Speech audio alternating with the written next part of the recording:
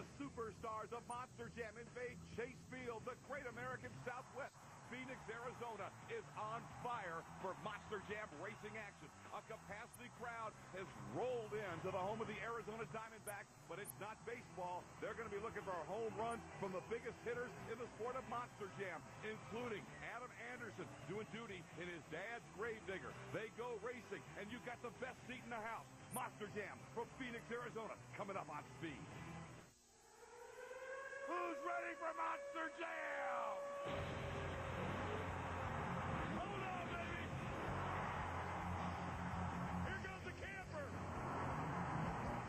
Men's 7th World Championship. Dennis Anderson is the World Racing Champion.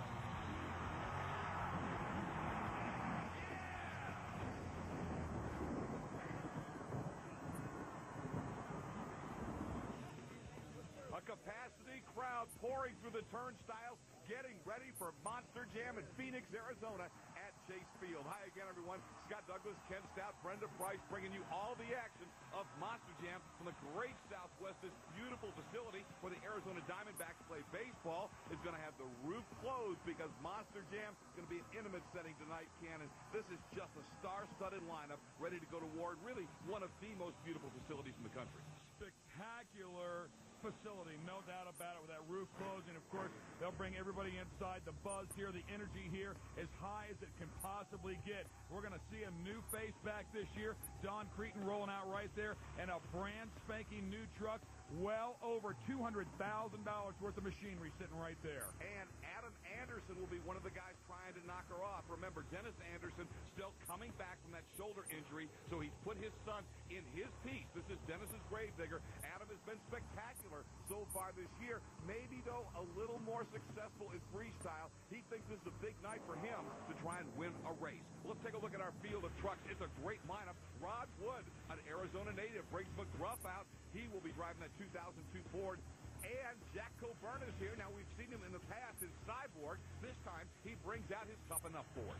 El Matador will be driven by Darren Basil, 540 cubic inches inside of that 2003 Chevy. And Don Cretin, we talked about it before. Scarlet Bandit, 555 cubic inches. Courtney Jolly's here in the Pastrana 199 Ford. The college co-ed out in Naples, Florida, making a name for herself. And David Smith, who loves racing in this part of the country, is back in King Crunch. Next up, Lindsey Wink in the Iron Outlaw. Look at the horsepower, 1,750. That's a strong one. And Chad Fortune inside of Superman, another big-time truck. As we continue to check out the field, Jimmy Cretin brings out his Bounty Hunter Ford Expedition out of Tonganoxie, Kansas. And Adam Anderson will be driving Gravedigger, as we mentioned at the top of the show. This is the piece Dennis normally drives, but since he's injured, Adam will be doing the Gravedigger duties. We get ready for racing by qualifying, and it's coming up next. Don't go away. Monster Jam brought to you by the new F-Series Super Duty, built to work harder for you. And by the United States Air Force, celebrating 60 years of innovation in air, space, and cyberspace. Welcome back to Chase Field for Monster Jam. I'm Scott Douglas, Ken Stout alongside in the booth. We'll be checking in down on the floor with our pit reporter, Brenda Price, throughout this next hour of excitement here on Speed.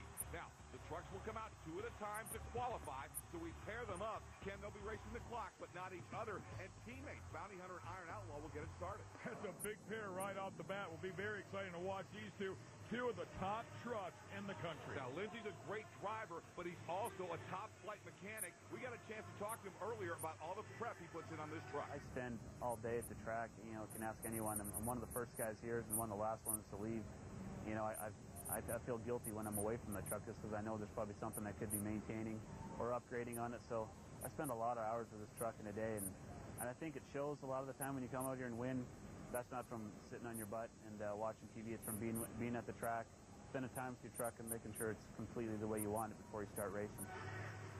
There's the boss of Lindsey Wink's Iron Outlaw team. They're all together. Jimmy Cretin, the Bounty Hunter. He loves racing here in Phoenix. We love performing here. We're not gonna be worrying about the parts here. So we're just worrying about a good performance and winning this event.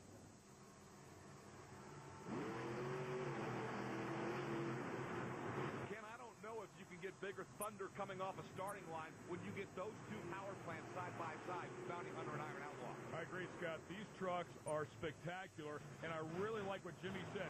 We're not worried about parts here, and that goes back to what Lindsey Wink said. These guys spend so much time on these trucks making sure they're perfect. They don't have to worry about them. 1778 is a big number right off the bat. That's going to be the time to beat Jimmy Cretin posted. Let's go on board with Jimmy. Jump on the converter. Let his left foot off the brakes, stab the throttle.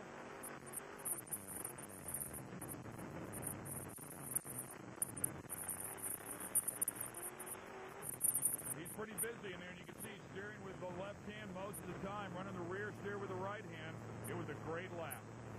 It is the lap to beat from Jimmy Cretin and the Bounty Hunter. Coming up next, Jack Colberna. We've seen him before in Cyborg, but now he's switched over to Toughen Up. We asked him earlier to tell us about his new digs.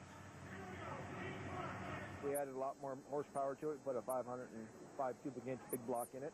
We just had a 468 before in this truck. But basically, it's a whole new deal for me because for the last 10 years I've been driving two-wheel drive trucks. So finally I'm back in a four-wheel drive truck that I actually built in 2000, but I've never sat in the seat until 2 weeks ago. So this is like being the rookie again. In the other lane, David Smith bringing out King Crunch out of Spring, Texas. Got a chance to talk to David earlier about the track conditions here. It was dry yesterday. They wet it down today. It's probably going to dry up again. You're going to have God knows how many fans on the floor for the pit party, and that's going to help, you know, pack it down, so to speak, I guess. And I expect it to dry out. I mean, it's really cracked a lot just in the last few hours, you know, watching how the water's soaking it up, or it's get, you know, water's getting soaked up. So, yeah, I anticipate it's going to dry out. It's going to be slick in the corners. And the dirt's good dirt, you know, as far as it goes. It's just a matter of who's going to make it around the corner the best.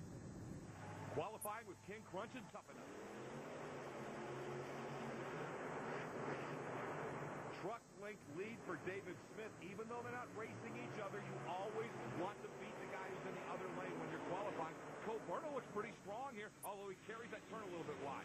Well, Colberna has a completely different driving style in the four-wheel drive truck than what he's used to in the two-wheel drive truck. So it's going to be a little learning curve for him. Not a bad lap from King Crunch, but nowhere near what we saw Jimmy Cretin put down. Yeah, a complete second off of Cretin, so he'll have his work cut out for him. This is what I was talking about before. You can almost see Colberna trying to pitch it in, and that's what you would do with a two-wheel drive truck. The four-wheel drive truck, you have to drive completely different. So King Crunch got the better of that pair of qualifying runs, but not enough to crack the top two, where Bounty Hunter and Iron Outlaw sit 1 and 2. Can Gravedigger crack it? We'll find out when we come back.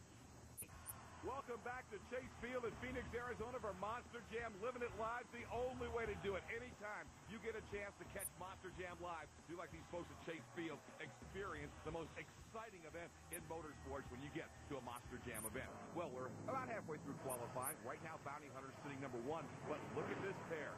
Chad Fortune and Superman and Gravedigger. Earlier, we had a chance to talk with Chad Fortune about racing here in Phoenix. I love the turning courses. I like another turn, actually. A lot of guys don't handle the turns very well, but I love it. It's going to be high speed. Track looks great, looks fast, and I love it. I can't wait to get out there and let it all rip. In the other lane, it'll be Adam Anderson, now starting to get used to driving his dad's Gravedigger, so we asked him, how is this piece holding up for him? I think the truck's pretty much 100%. You know, we actually had these all our parts shipped to our hotel. It's pretty funny going into our hotel and seeing all these huge parts in their little storage room. You know, having to pick up, you know, knuckles that weigh 100 pounds and stuff like that. It was pretty sweet. And I want to thank Dustin Brown for sure, though, man. He's worked so hard. We've had a good time together, and he goes out by himself. I ride with Dustin up and down the road. We have a good time, and he works hard. And I got to tell him to calm down sometimes. Man, I'm like, man, that thing ain't even broke. Why are you touching it? It's fine. Don't mess with it.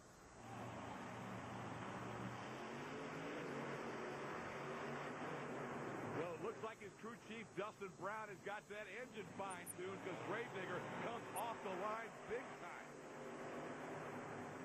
Down to the final turn. Let's see if Adam can handle the turn nicely. He'll slide her around and beat Superman across the line. But was it fast enough to beat Bounty Hunter's time? No, it was not. but it's not that far off. We may see Bounty Hunter and Gravedigger at some point later tonight, and that will be a war.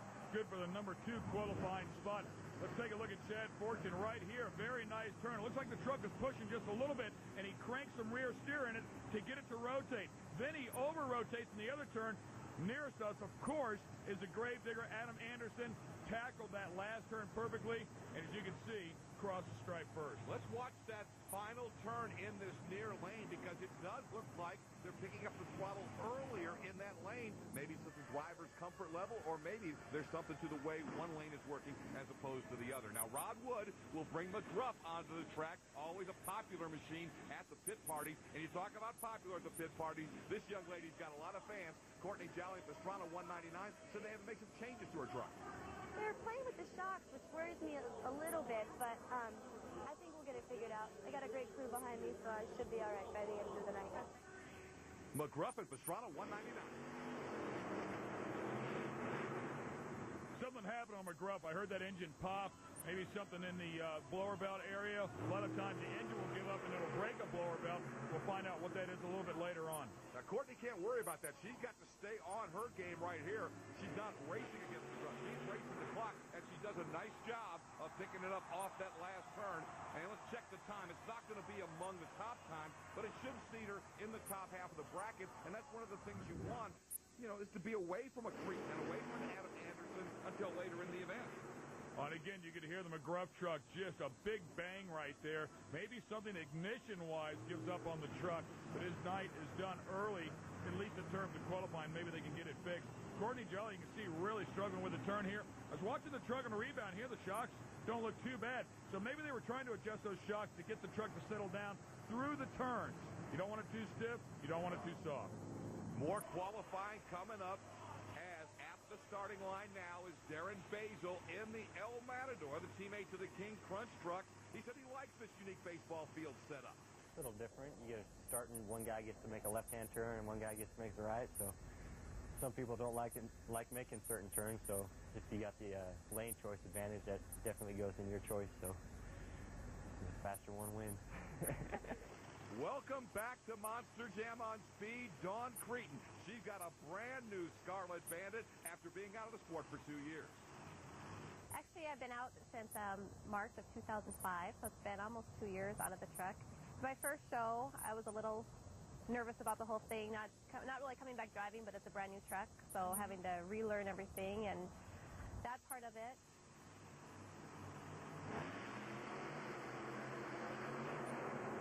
You know she's got that big Cretan horsepower. The two extreme team knows how to make smoke, and she's going over. That was not what she had planned. El Matador will continue to finish the run. One of the things, Ken, that is really fair when you look at it about these St. Louis-style twin ovals is that you don't have to stop in that kind of a situation. El Matador still got to run his full-out qualifying run, and he gets a fair time. When we're on like the Chicago-style courses, you can't run when somebody flips over in front of you. 1794 is good for the number 2 qualifying spot, but let's see what happened here to Dawn. Boy, she gets in there really hot, just hooked an edge. I mean, she had a lot of bite. The truck never started to slide, and, of course, it just put her over on the high side. My guess is there's not a lot of damage there. Probably just a little body damage, and she should be good to go in racing. But it'll be a DNQ, so she'll have to cede to the bottom of the bracket. Meanwhile, El Matador, who has been really consistent in the runs we've seen of him lately, puts down the second fastest time. Very surprised there to see that time come up for him, and it looks like Don's out of the truck. Everything's okay. You're right, I think pretty much a soft rollover, maybe some cosmetic damage, but nothing mechanical. Her husband, Jimmy Cretan, in the Bounty Hunter, puts down the fastest qualifying time, 17.78 seconds. Jimmy standing by with Brenda Price. All right, Jimmy Walt, 1778, you're the fastest qualifier. Your sponsors are here. Yeah, that's what we needed to do. We needed to get a fast run. It's very important. A lot of times that fast qualifier ends up getting a bye run. Normally a truck goes down. We'll have to wait and see what happens. But nonetheless, I'll get a good draw. Yeah, I mean, you're pretty fast up there. You seem already dialed in. How do you feel about this track? Well, honestly, I was hoping to get the left lane on qualifying. I thought the right had a little more travel in it. Thought it was a little longer. But I believe it's a little drier, so we're getting pretty good traction out there.